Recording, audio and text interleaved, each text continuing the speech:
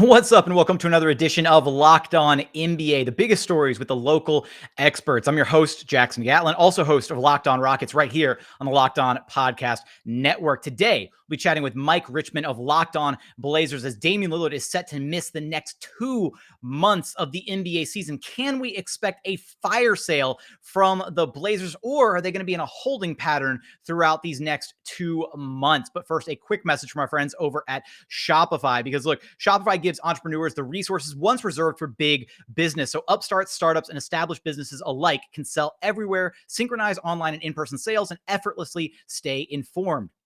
Scaling your business is a journey of endless possibility with Shopify. Look, when it comes to reaching customers online and across social networks, they have an ever-growing suite of channel integrations and apps, including Facebook, Instagram, TikTok, Pinterest, and more. You can gain insights as you grow with detailed reporting of conversion rates, profit margins, and beyond. More than a store, Shopify grows with you. Go to shopify.com/lockedonnba, all lowercase, for a free 14-day trial and get full access to Shopify's entire suite of amazing features. Grow your business with Shopify today. Go to shopify.com/lockedonnba right now. That's shopify.com/lockedonnba. Joining us now is your pass first point guard, Mike Richman of Locked On Blazers. Mike, we've got CJ McCollum, who's missed significant time. Neil Olshey out as the long-term GM of the Blazers. Now the news that Damian Lillard is going to miss up to 6 to 8 weeks after this abdominal surgery. If you had to pick one word to describe the Blazers season to this point, what would it be? Rugged.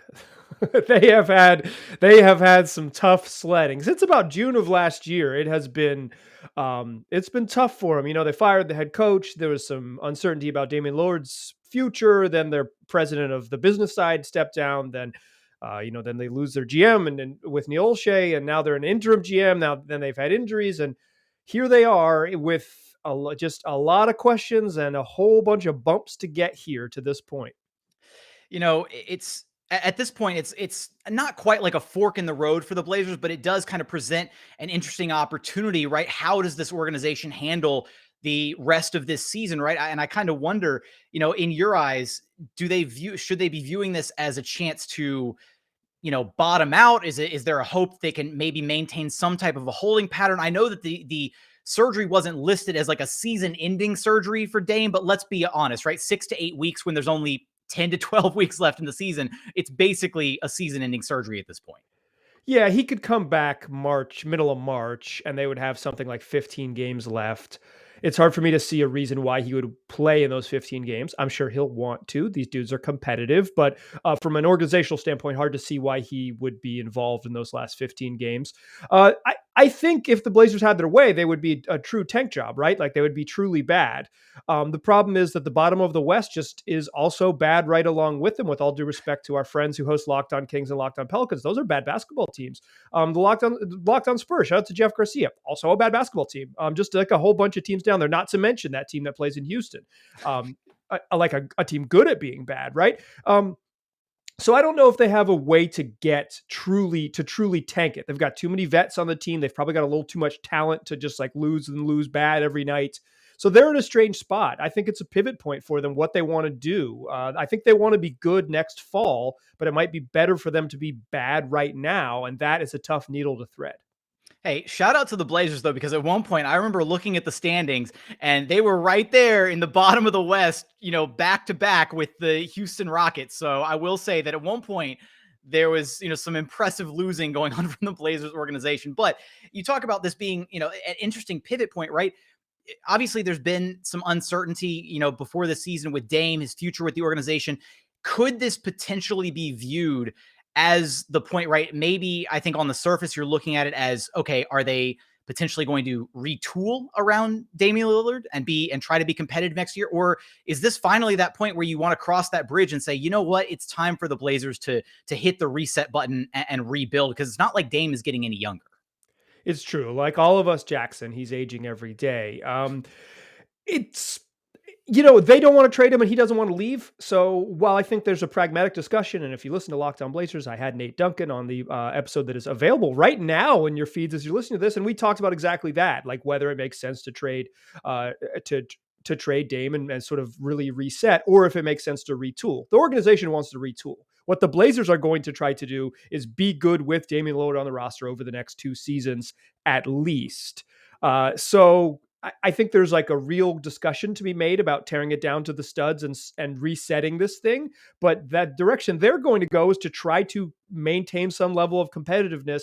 And I think the question that you see with veterans like Norman Powell and CJ McCollum and Yusuf Nurkic and Robert Covington, people who could help other teams, is how far do they go? How far do they pivot with those names potentially all available heading into the trade deadline? Yeah, and with the trade deadline just, a matter of weeks away, I wonder, in your eyes, are any of those names like truly untouchables in the eyes of the organization, or is it pretty much just if somebody, calls up Joe Cronin with the right offer, then anybody could be on the way out the door at the deadline this season, seeing as how largely with no Dame in the picture, and honestly, even when Dame was playing, the Blazers were unfortunately just 12-17. They had a really rough start to this year, right? You kind of punt on the season anyways. So is it, can we maybe be expecting almost like a fire sale potentially at this deadline as they try to retool and get the right names for next season?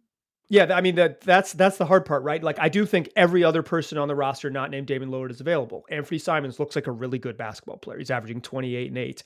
If someone calls and offers another really good basketball player that could potentially be a better fit, I think you say yes.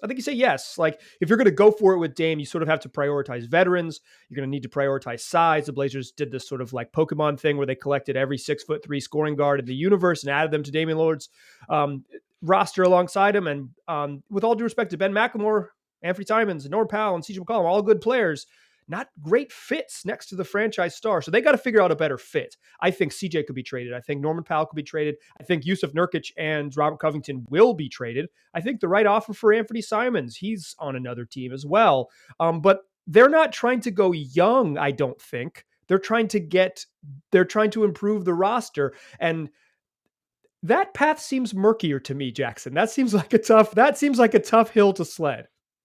I wonder, I can't help but think, Mike, and it sounds like based on the reports that we're hearing coming out of Philadelphia, it sounds like the price for Ben Simmons may have actually is going up apparently. And I don't know if that's just Daryl Morey manipulating the media, trying to leverage himself into a better deal as he's been known to do through his time, with Houston and previously. But at this point, do you see the Blazers potentially being a player for Ben Simmons if they were to put all their chips on the table, anybody not named Damian Lillard? Or do you think that's kind of the stopgap in the negotiations is Daryl Morey would want Dame back in a potential Ben Simmons deal?